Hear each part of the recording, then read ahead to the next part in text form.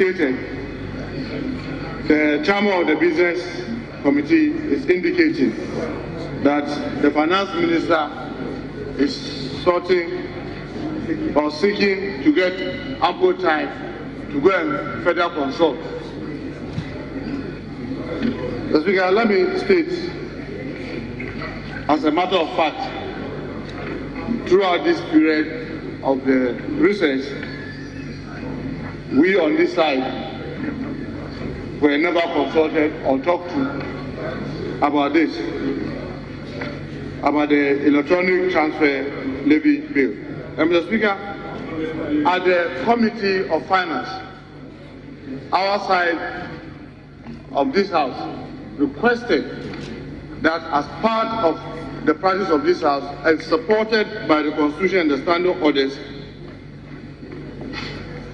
we should open up for people to bring memoranda for the engagement, and we said there was no time.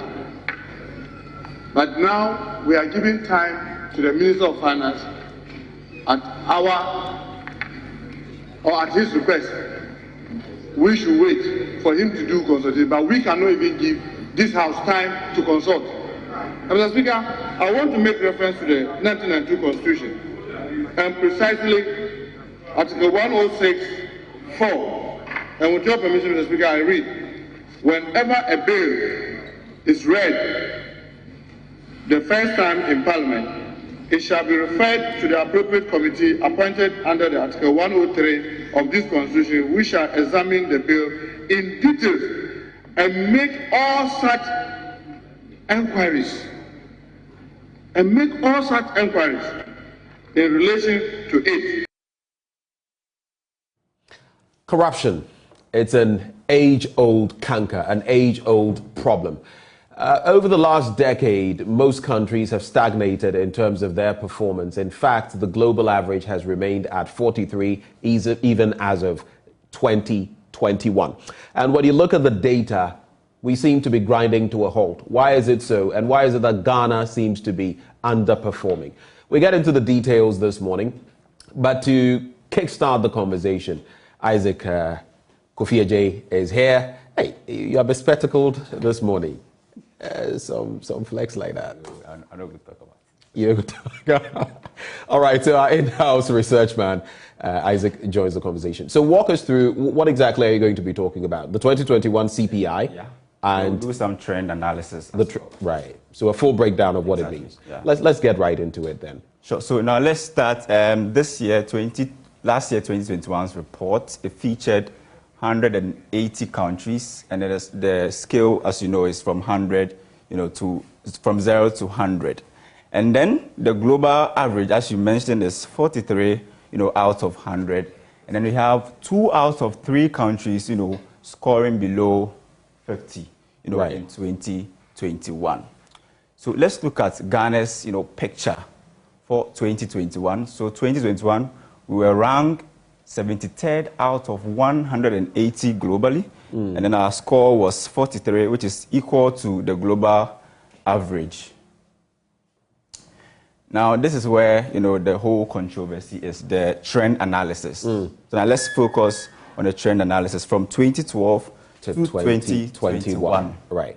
So in 2012, our score was 45 over 100. There was some marginal increase in 2013, from 45 in 2012 to 46 in 2013. And then we had, our best score in 2014. Right. That's 48 out of 100. And then a decline in 2015. So from 2014 to 2017, we've been in a free fall mode, from 48 to 47, then to 43, and in 2017, we decreased from 43 in 2016 to 40 in 2017. Now, from 2017 to 2021, it's been fairly stable, from 40 in 2017 to 41 in 2018. Then again to 40, we maintained it, the same score in 2019, 41. And then in 2020, our score increased from 41 in 2019 to 43 in 2021. 20, and our current score, which is the same as our old score in 2020, which is 43 as we speak now. So you look at the trajectory, and globally, the expectation is that countries would aspire to getting or scoring 50 or more. In the last decade, we've not achieved that. In fact, we've never achieved that in the Fourth Republic. Our best score has been in 2014, which with was 48. So 2 deviations away from, the 50 mark that maybe we want to get to. And since that time, we've not got anywhere near. Since that time, 50. We've had a free fall. Right. From 2014 to 2017, there was a free fall. But from 2017 to 2021, the score has relatively been stable. Now, when this report was released, there were controversies about, comparative analysis. Right. The former President Mahama and then our current President Nana Akufo-Addo. So we took our time to do some math, because if you just look at the trend analysis, sometimes you may be deceived. Right. So we took our time to do some sort of analysis to see who probably has done better in terms of this score. And if you look at former President Mahama, he inherited a score of 45, took it to 46, and then to our best 48, declined it to 47, a further decline to 43.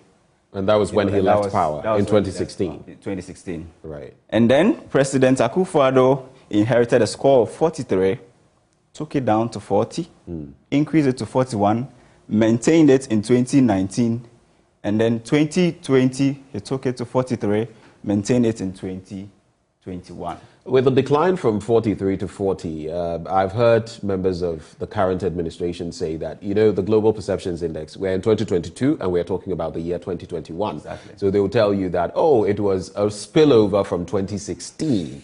And so, usually the report is... That is what they have said over time. 24th January. Right. So, I don't know, the arguments, maybe it was that. But let's... So let's look at the two presidents comparatively. Former President Mahama and Nana Addo now. What do the figures tell us? So we are looking at the points gained, each of the presidents, and then the points they lost. Then we look at the change. Right. Okay. So former President Mahama, in his 4-year span, gained 3 points, but lost 5 points. Right. So if you do the math, that will give us -2. Okay. So that's his, let's say, his total score. So marginally, he's adding -2 to our score. That's how I put it. And then President Akufo-Addo gained 3 points, just like President Mahama, but he has lost, 3 points in that same period. So his marginal, point is 0. Right. So President Mahama -2, and President Akufo-Addo 0.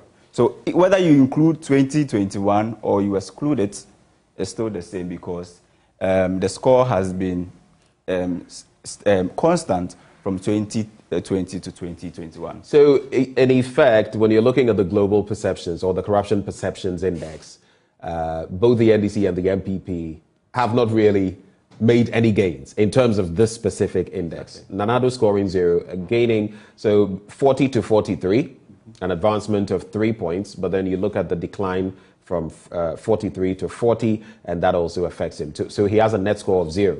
A net score of 0, so in effect, nothing has really changed. Nothing has changed. But when you go to President Mahama, of course, he gained 3 points as well, 45 to 48, but you look at the net losses, 48 to 47, and then down to 43, and that is what has ended him with a change of a negative so he 2. probably be in a deficit.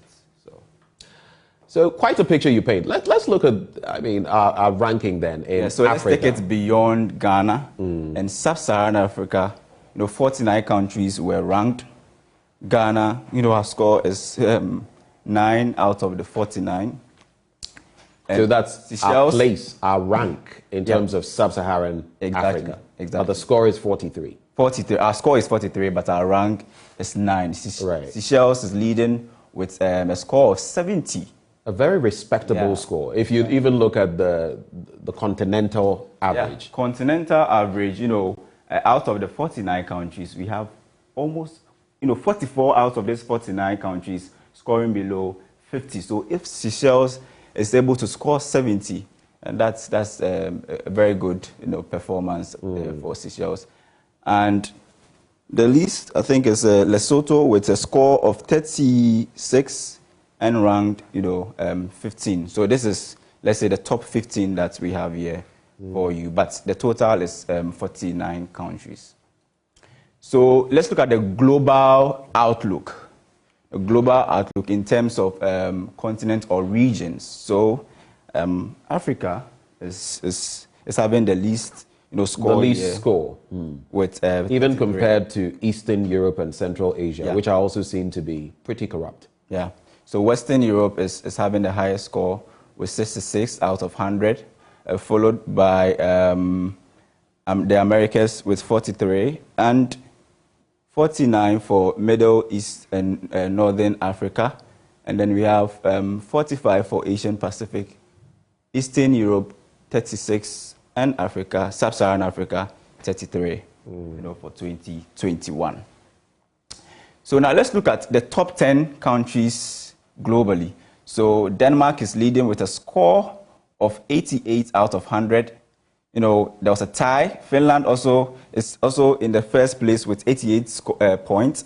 And then New Zealand also in the same position with 88, followed by Norway, Singapore, Sweden, Switzerland, Netherlands, Luxembourg, and then Germany.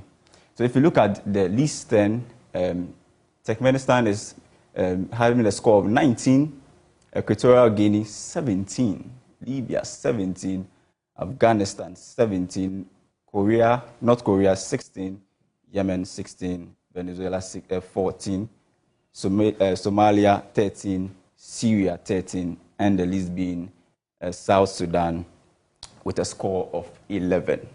So pretty interesting, the dynamics there. Somalia with 13, Syria with 13, South Sudan with 11. And these are some countries that have constantly been at the butt, if you like, of the league log when it comes to corruption.